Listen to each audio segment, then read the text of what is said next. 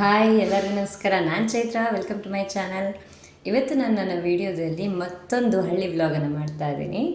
ಅದರಲ್ಲೂ ಹಳ್ಳಿಯಲ್ಲಿ ಮಾಡುವಂತಹ ನಮ್ಮ ಹಳೆ ಕಾಲದ ಒಂದು ಸ್ವೀಟನ್ನು ನಾನು ನಿಮಗೆ ತೋರಿಸ್ತಾ ಇದ್ದೀನಿ. ನನ್ನ ಹಳೆ ವಿಡಿಯೋದಲ್ಲಿ ನಾನು ಹಲಸಿನಕಾಯಿಯ ಚಿಪ್ಸನ್ನು ಮಾಡೋದನ್ನು ತೋರಿಸಿದ್ದೀನಿ. ಈ ವಿಡಿಯೋದಲ್ಲಿ ಹಲಸಿನ ಹಣ್ಣಿನ ಕಡುವನ್ನು ಹೇಗೆ ಮಾಡ್ತಾರೆ ಅನ್ನೋದನ್ನು ನಾನು ನಿಮ್ಗೆ ತೋರಿಸ್ತಾ ಇದ್ದೀನಿ. ಹಳೆ ಕಾಲದಲ್ಲಿ ಇದನ್ನು ಸೀಸ್ನಲ್ ಸ್ವೀಟ್ ಅಂತ ಕರೀತಿದ್ರು. ಯಾಕೆ ಅಂತಂದರೆ ಈ ಸೀಸನ್ಗೆ ಹಲಸಿನ ಹಣ್ಣು ಆಗುವಂಥ ಸೀಸನ್ಗೆ ಮಾತ್ರ ಮಾಡುವಂಥ ಸ್ವೀಟ್ ಆಗಿತ್ತಿದ್ದು.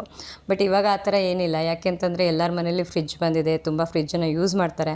ಸೊ ಈ ಥರ ಇವಾಗ ಕಾಣಿಸ್ತಾ ಇದೆ ಅಲ್ವಾ ಬಕ್ಕೆ ಹಣ್ಣು, ಇದನ್ನು ಬೀಸಿ ಅಂದರೆ ರುಬ್ಕೊಂಡು ಫ್ರೀಝರಲ್ಲೇ ಇಟ್ಟು ಅದನ್ನು ಯಾವಾಗ ಬೇಕೋ ಆವಾಗ ಫ್ರೀಝರಿಂದ ತೆಗೆದು ಕಡುವನ್ನು ಮಾಡ್ಕೊಂಡು ತಿಂತಾರೆ. ಇವಾಗ ಇಲ್ಲಿ ನೋಡಿ, ಇದು ಅಕ್ಕಿ, ಸೆಮಿ ಪಾಲಿಶ್ಡ್ ರೈಸ್. ಇದು ತುಂಬ ಪಾಲಿಷ್ ಮಾಡಲ್ಲ ನಮ್ಮ ಕಡೆ. ಮತ್ತು ನಾವು ಊಟ ಕೂಡ ಅದೇ ಅಕ್ಕಿನ ಯೂಸ್ ಮಾಡ್ತೀವಿ. ಅದನ್ನು ಕಡಿಯಾಗಿ ರುಬ್ಕೋತಾ ಇದ್ದಾರೆ ನಮ್ಮತ್ತೆ. ನೋಡಿ, ಈ ಥರ ಕಡಿಯಾಗಿ ರುಬ್ಕೊಂಡು ಎಷ್ಟು ಬೇಕೋ ಅಷ್ಟು ಹದಕ್ಕೆ ರುಬ್ಕೋತಾರೆ. ರುಬ್ಬಿ ಅವರು ಈ ಥರ ನಮ್ಮ ಕಡೆ ಸಾಣಿಸ್ತಾರೆ. ಅಂದರೆ ಸಾಣಿಸೋದ್ರಿಂದ ಆ ಅಕ್ಕಿ ಕಡಿ ಇದೆಯಲ್ಲ, ಒಂದೇ ಸೈಜಿನ ಅಕ್ಕಿ ಕಡಿ ನಮಗೆ ಕಡುವಿಗೆ ಹಾಕಕ್ಕೆ ಸಿಗುತ್ತೆ. ಮತ್ತು ಕೆಳಗಡೆ ಹಿಟ್ಟು ಜಾಸ್ತಿ ಹಿಟ್ಟಾಗಿರುವಂಥದ್ದು ಕೆಳಗಡೆ ಬೀಳುತ್ತೆ. ಇವನ್ ಆ ಹಿಟ್ಟಿರುತ್ತೆ ಅಲ್ಲ, ಈ ಕೆಳಗಡೆ ಬೀಳ್ತಾ ಇರುವಂಥದ್ದು ಆ ಪೇಪರಲ್ಲಿ. ಸೊ ಆ ಹಿಟ್ಟನ್ನು ಕೂಡ ನಾವೇನು ವೇಸ್ಟ್ ಮಾಡಲ್ಲ. ಅದನ್ನು ಬೇಕು ಅಂತಂದರೆ ಈ ದೋಸಕ್ಕೆ, ಅಂದರೆ ಮಾರ್ನಿಂಗ್ ದೋಸೆ ಮಾಡ್ತೀವಲ್ವ, ಸೊ ಆ ದೋಸೆನ ರುಬ್ಕೋಬೇಕಿದ್ರೆ ಈ ಹಿಟ್ಟನ್ನು ಹಾಕಿ ರುಬ್ಬಿಬಿಡ್ತಾರೆ. ಸೊ ವೇಸ್ಟ್ ಏನಾಗಲ್ಲ. ಮತ್ತು ಈ ಅಕ್ಕಿ ಕಡಿ ಹದ ನಿಮ್ಗೆ ಕಾಣಿಸ್ತಾ ಇದೆ ಅಂತ ಅಂದ್ಕೊಂಡಿದ್ದೀನಿ. ಸೊ ಇಷ್ಟು ಹದಕ್ಕೆ ಅಕ್ಕಿ ಕಡಿನ ಹಾಕ್ಕೋತಾರೆ. ಇವಾಗ ಗ್ಯಾಸ್ ಸ್ಟೋವನ್ನು ಆನ್ ಮಾಡ್ತಾ ಇದ್ದಾರೆ. ಈ ಥರ ಕಡುಬು, ಈ ಥರ ಕಜ್ಜಾಯನೆಲ್ಲ ಮಾಡಬೇಕಿದ್ರೆ ಕಿಚನ್ಗೆ ಆದಷ್ಟು ಕಿಚನ್ ಒಳಗೆ ಮಾಡೋದೇ ಇಲ್ಲ, ಯಾವಾಗಲೂ ಹೊರಗಡೆನೇ ಇಟ್ಕೊಂಡು ಮಾಡ್ತಾರೆ. ಮತ್ತು ಈ ಸಣ್ಣ ಸಣ್ಣ ಪಾತ್ರದಲ್ಲೆಲ್ಲ ಮಾಡೋಕ್ಕೂ ಆಗೋಲ್ಲ. ಯಾಕೆ ಅಂತಂದರೆ ನಮ್ಮದು ಊರಲ್ಲಿ ಜಾಯಿಂಟ್ ಫ್ಯಾಮಿಲಿ. ಅಂದರೆ ನಾವೆಲ್ಲರೂ ಊರಿಗೆ ಹೋದಾಗೆ ತುಂಬ ಜನ ಆಗ್ತೀವಿ ನಾವು ಮನೇಲಿ. ಸೊ ಸಣ್ಣ ಸಣ್ಣ ಪಾತ್ರದಲ್ಲೆಲ್ಲ ಮಾಡಿಕೊಂಡ್ರೆ ಸಾಕಾಗಲ್ಲ. ಸೊ ಈ ಥರ ದೊಡ್ಡ ದೊಡ್ಡ ದಳ್ಳೆಲೆ ಮಾಡ್ತಾರೆ. ಮತ್ತು ಈ ಕಡುವನ್ನೆಲ್ಲ ಮಾಡಬೇಕಿದ್ರೆ ಯೂಶ್ವಲಿ ದಳ್ಳೆನೇ ಯೂಸ್ ಮಾಡ್ತಾರೆ. ಅದು ಉಗಿಯಲ್ಲಿ ಬೇಯಬೇಕಲ್ವಾ, ಅದಕ್ಕೆ. ಇಲ್ಲಿ ನೋಡಿ, ಇವಾಗ ನಮ್ಮತ್ತೆ ಎಷ್ಟು ಬೇಕೋ ಅಷ್ಟು ಬಕ್ಕೆ ಹಣ್ಣನ್ನು ಅದು ರುಬ್ಕೋತಾ ಇದ್ದಾರೆ. ಸ್ವಲ್ಪ ಸ್ವಲ್ಪ ನೀರು ಹಾಕಿ. ಇವಾಗ ನಾನು ಅವಾಗ ಗುಳ ಅಂತ ಅಂದೆಲ್ಲ, ಅದನ್ನು ರೆಡಿ ಮಾಡ್ಕೋತಾ ಇದ್ದಾರೆ. ನಮ್ಮ ಕಡೆ ಗುಳ ಅಂತ ಹೇಳ್ತೀವಿ. ಸೊ ಬೇರೆ ಕಡೆ ಏನು ಹೇಳ್ತಾರೋ ನಂಗೆ ಗೊತ್ತಿಲ್ಲ.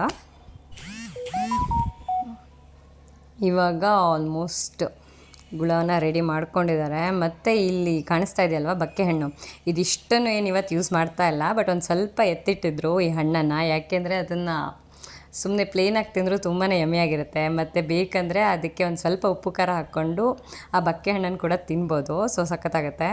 ಇಲ್ಲಿ ಕಾಣಿಸ್ತಾ ಇದೆಯಲ್ವ ಈ ಗುಳ, ಇದನ್ನೇ ನಾವು ಫ್ರಿಜ್ಜಲ್ಲಿ ಸ್ಟೋರ್ ಮಾಡಿರುವಂಥದ್ದು. ಸೊ ಇವಾಗ ನೋಡಿ ಮತ್ತೆ ಮಾಡ್ಕೊತಾ ಇದ್ದಾರೆ. ಬಿಕಾಸ್ ನಾವು ಇವತ್ತು ಮನೇಲಿ ಎಲ್ಲರೂ ಇದ್ವಿ, ಅದಕ್ಕೆ ಅವರು ಸ್ವಲ್ಪ ಜಾಸ್ತಿನೇ ಕ್ವಾಂಟಿಟಿ ಮಾಡ್ತಾ ಇದ್ದಾರೆ.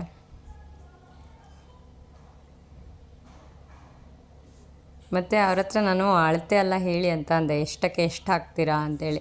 ಬಟ್ ಅವ್ರು ಏನಂದ್ರು ಅಂದರೆ, ನಂಗೆ ಇದೊಂಥರ ಕಣ್ಣಂದಾಜು. ಅವರಿಗೊಂದು ಮಾಡಿ ಮಾಡಿ ಮಾಡಿ ಅಷ್ಟು ಅಭ್ಯಾಸ ಆಗಿಬಿಟ್ಟಿದೆ. ಸೊ ಅವ್ರಿಗೆ ಅಳತೆ ಎಲ್ಲ ಹಿಂಗೆ ಪರ್ಟಿಕ್ಯುಲರ್ ಇಟ್ಕೊಂಡೇ ಮಾಡಲ್ಲ, ಅವ್ರು ಅಂದಾಜಿಗೆ ಮಾಡ್ತಾರೆ. ಆದರೆ ರಿಸಲ್ಟ್ ಮಾತ್ರ ತುಂಬಾ ಗ್ರೇಟಾಗಿ ಬರುತ್ತೆ. ಸೊ ಇವಾಗ ನೋಡ್ಬೋದು, ಆ ಅಕ್ಕಿ ಕಡಿ ಇತ್ತಲ್ವ, ಅದನ್ನು ಸ್ವಲ್ಪ ಕ್ಲೀನಾಗಿ ತೊಳ್ಕೊಳ್ತಾ ಇದ್ದಾರೆ. ಮತ್ತು ಅದು ತೊಳ್ಕೊಂಡಿದ್ದು ನೀರು ಕೂಡ ವೇಸ್ಟ್ ಆಗೋಲ್ಲ, ಅದನ್ನು ನಮ್ಮ ದನಕರುಗಳಿಗೆ ಕೊಡ್ತೀವಿ ನಾವು. ಇಲ್ಲಿ ನೋಡಿ, ಅಕ್ಕಿ ಕಡೆಗೆ ಹಾಕ್ತಾ ಇದ್ದಾರೆ. ಸೊ ಅವರು ಅಳತೆ ಇಟ್ಕೊಂಡು ಹಾಕ್ತಾ ಇಲ್ಲ, ಅವ್ರು ಕಣ್ಣಂದಾಜಿಗೆ ಹಾಕ್ತಾ ಇದ್ದಾರೆ. ಮತ್ತು ಒಂದು ಸ್ವಲ್ಪ ತೆಂಗಿನ ಎಣ್ಣೆನ ಹಾಕ್ಕೊಂಡ್ರು ಅದು ಜೀರ್ಣ ಆಗೋಕ್ಕೆ ಅಂತ. ಮತ್ತು ಸ್ವಲ್ಪ ಉಪ್ಪನ್ನು ಹಾಕ್ಕೋತಾ ಇದ್ದಾರೆ. ನಮ್ಮ ಕಡೆ ಎಲ್ಲ ಸ್ವೀಟ್ ಮಾಡಬೇಕಿದ್ರೆ 100% ಉಪ್ಪನ್ನು ಹಾಕ್ತೀವಿ, ಇಲ್ಲ ಅಂತಂದರೆ ಸೌಳಾಗತ್ತೆ ಅಂತ. ಮತ್ತು ಇಲ್ಲಿ ನೋಡಿ, ಕೈಯಲ್ಲಿ ಕಲಿಸ್ತಾ ಇದ್ದಾರೆ. ಯಾಕೆ ಅಂದರೆ ಅವ್ರಿಗೆ ಅದ್ರ ಹದ ಗೊತ್ತಾಗಲಿ ಅಂತ. ಈಗ ಅನ್ಹೈಜೀನು, ಕೈಯಲ್ಲಿ ಕಲಿಸ್ಬಾರ್ದು ಆ ಥರ ಎಲ್ಲ ಕೇಳ್ಬೋದು. ಬಟ್ ಆ ಥರ ಏನಿಲ್ಲ, ಕೈಯನ್ನು ಕ್ಲೀನಾಗಿ ತೊಳ್ಕೊಂಡಿರ್ತಾರೆ ಮತ್ತು ಮಾಡ್ತಾರೆ. ಅದನ್ನು ಸೌಟಲ್ಲೆಲ್ಲ ಕಲಿಸಿದ್ರೆ ಅದರ ಅಳತೆ ಗೊತ್ತಾಗಲ್ಲ, ಅದಕ್ಕೆ. ಮತ್ತು ಜೋನಿ ಬೆಲ್ಲನ ಕೂಡ ಇವಾಗ ಆ್ಯಡ್ ಮಾಡಿ ಅದನ್ನು ಫುಲ್ ನೀಟಾಗಿ ಮಿಕ್ಸ್ ಮಾಡ್ಕೊತಾ ಇದ್ದಾರೆ. ಮೇನ್ ಇದರಲ್ಲಿ ಹದ ಅಂದರೆ ಈ ಗುಳ ಮತ್ತು ಅಕ್ಕಿ ಕಡಿದೆ ಮೇನು. ಅದ್ರದ್ದು ಹದ ಕನ್ಸಿಸ್ಟೆನ್ಸಿ ಮಾತ್ರ ಪ್ರಾಪರ್ ಆಗಿರಬೇಕು, ಇಲ್ಲ ಅಂತಂದರೆ ಈ ಕಡು ಚೆನ್ನಾಗಿ ಬರಲ್ಲ. ಸೊ ಇವಾಗ ನೋಡಿ, ಎಲ್ಲ ತಟ್ಟೆಗಳನ್ನ ಇಟ್ಕೊಂಡಿದ್ದಾರೆ ನಮ್ಮ ಅತ್ತೆಯವರು. ಅದರೊಳಗಡೆ ಹಾಕಿ ಬೇಯಿಸ್ತಾರೆ. ಬೇಕಂತಂದರೆ ಒಂದು ದೊಡ್ಡ ಪಾತ್ರದಲ್ಲಿ ಇಟ್ಟು ಕೂಡ ಬೇರೆಯವ್ರು ಬೇಯಿಸ್ತಾರೆ. ಬಟ್ ನಮ್ಮ ಅತ್ತೆ ಇದನ್ನು ಕಟ್ ಮಾಡೋಕ್ಕೂ ಚೆನ್ನಾಗಾಗುತ್ತೆ, ಸರ್ವ್ ಮಾಡೋಕ್ಕೆ ಚೆನ್ನಾಗಾಗತ್ತೆ ಅಂತ ಈ ಥರನೇ ಮಾಡ್ತಾರೆ ಯಾವಾಗಲೂ ನಮ್ಮ ಮನೇಲಿ.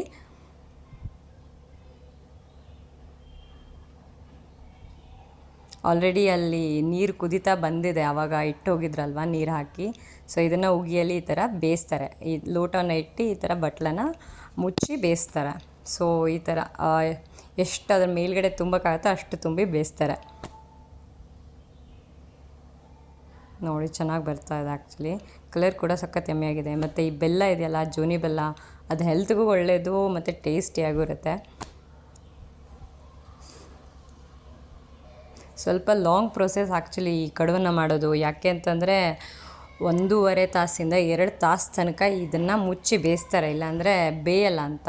ತುಂಬ ಟೈಮ್ ತೊಗೊಳ್ಳುವಂಥದ್ದು, ಮತ್ತು ಎಷ್ಟು ಟೈಮ್ ತೊಗೊತ್ತೋ ಅದ್ರ ಡಬಲ್ ಟೇಸ್ಟಿಯಾಗಿ ಕೂಡ ಇರುತ್ತೆ ಅದು.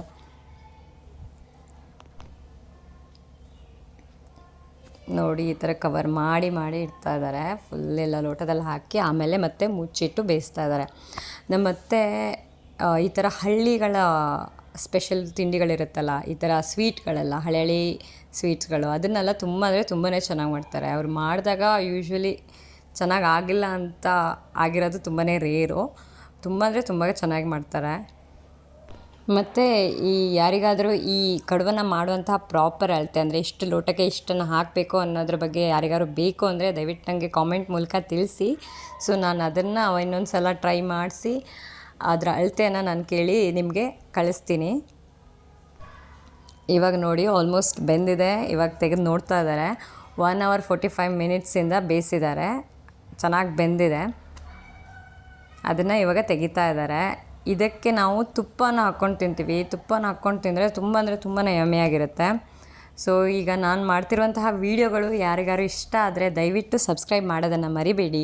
ಯಾಕೆ ಅಂತಂದರೆ ನೀವು ಸಬ್ಸ್ಕ್ರೈಬ್ ಮಾಡೋದ್ರಿಂದ ನಮಗೂ ಕೂಡ ಮತ್ತು ಉತ್ಸಾಹ ಬರ್ತಾ ಹೋಗುತ್ತೆ, ಇನ್ನೂ ಚೆನ್ನಾಗಿ ಮಾಡಬೇಕು, ಇನ್ನೂ ಇಂಪ್ರೂವ್ ಮಾಡ್ಕೋಬೇಕು, ಇನ್ನೂ ಜಾಸ್ತಿ ವ್ಲಾಗ್ಗಳನ್ನು ಮಾಡಬೇಕು ಅಂತ. ಸೊ ಸಬ್ಸ್ಕ್ರೈಬ್ ಮಾಡೋದನ್ನು ಮಾತ್ರ ಮರಿಬೇಡಿ. ಮತ್ತು ನನ್ನ ವೀಡಿಯೋಗಳು ಇಷ್ಟ ಆದರೆ ಕಾಮೆಂಟ್ ಮತ್ತು ಲೈಕನ್ನು ಕೂಡ ಮಾಡಿ. ಆಲ್ರೆಡಿ ರೆಡಿಯಾಗಿದೆ ನೋಡಿ ಯಮ್ಮಿ ಕಡುಬು.